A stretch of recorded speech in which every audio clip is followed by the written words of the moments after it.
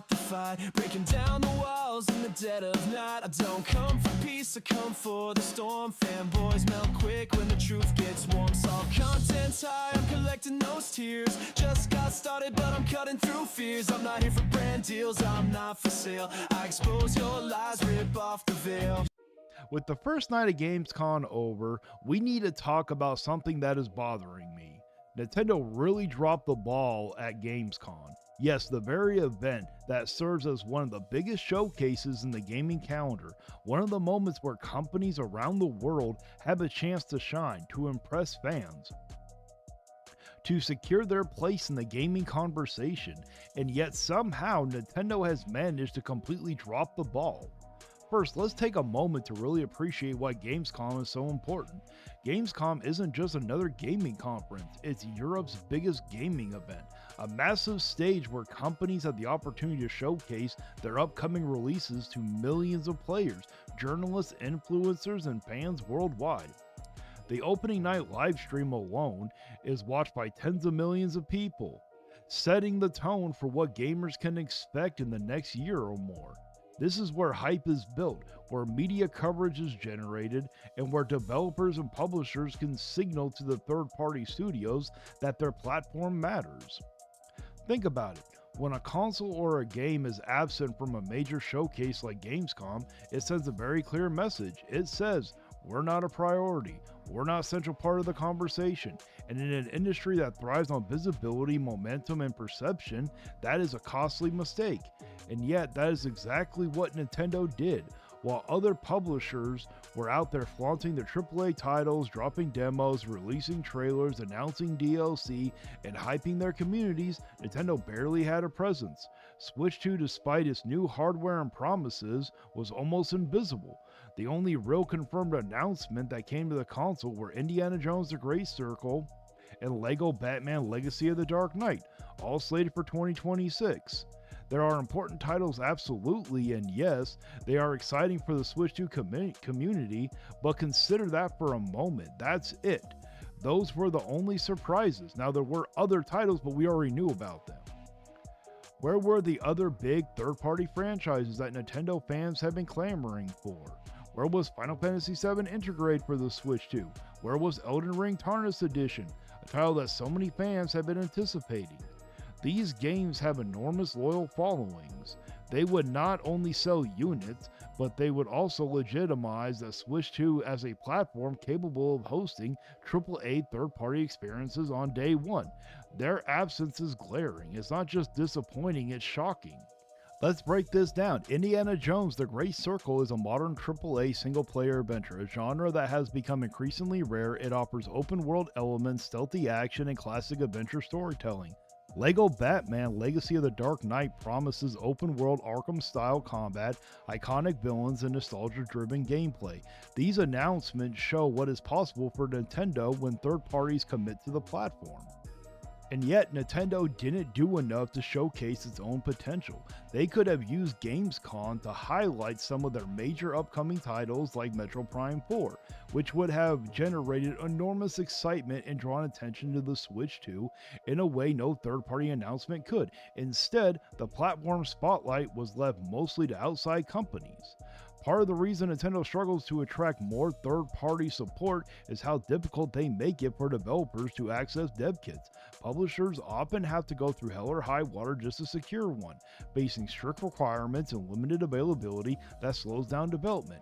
On top of that, Nintendo's choice of very expensive cartridges adds another barrier for third-party studios, increasing production costs and discouraging some from committing to the platform. The result is a system where big titles exit, yes, but the process of getting them on the Switch 2 is unnecessarily complicated.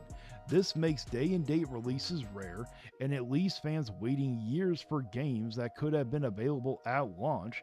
Nintendo has the power to change this, but so far they haven't leveraged their position to make Switch 2 the must-have platform for both developers and players. And let's talk about some more of the titles that were shown. Smaller titles like Hollow Knight Silksong are confirmed for 2025, but even there, we still don't have a solid release date. Probably because Nintendo doesn't really want third parties announcing the releases on their platform. Here's the problem: Nintendo needs to loosen the reins and give third-party developers far more freedom to announce their titles for the platform. Right now, the way Nintendo handles these announcements is suffocating creativity and limiting excitement.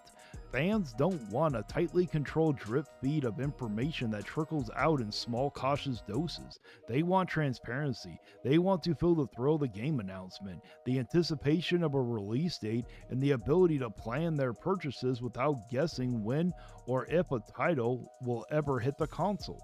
Nintendo's overbearing control over the messaging, coupled with their notoriously difficult dev kit process, creates a bottleneck that slows down the entire ecosystem. Developers often have to go through hell or high water just to get access to a Switch 2 dev kit, and even once they do, they face expensive cartridge costs, strict publishing rules, and lengthy approval processes that other platforms don't impose. This isn't just bureaucracy, it's actively discouraging companies from committing fully to the console. Developers should be able to showcase their games proudly, generate hype, and draw attention to the platform without having to wait for Nintendo's official blessing. Imagine if Metro Prime 4 had a proper Gamescom spotlight this year.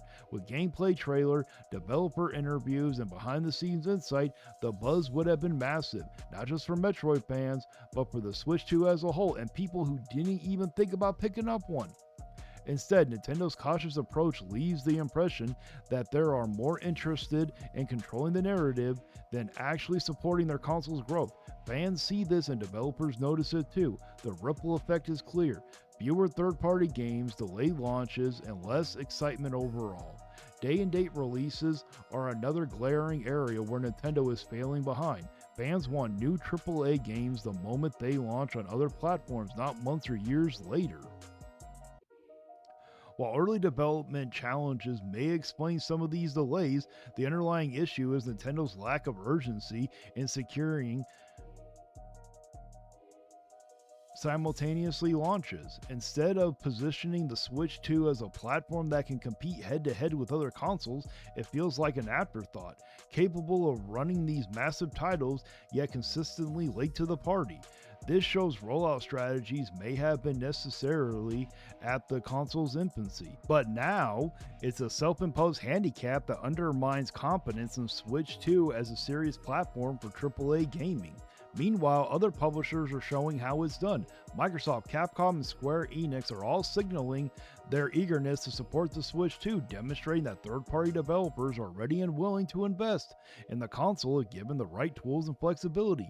Nintendo's minimal presence at Gamescom, combined with their restrictive policies around dev kits and announcements, sends the opposite signal.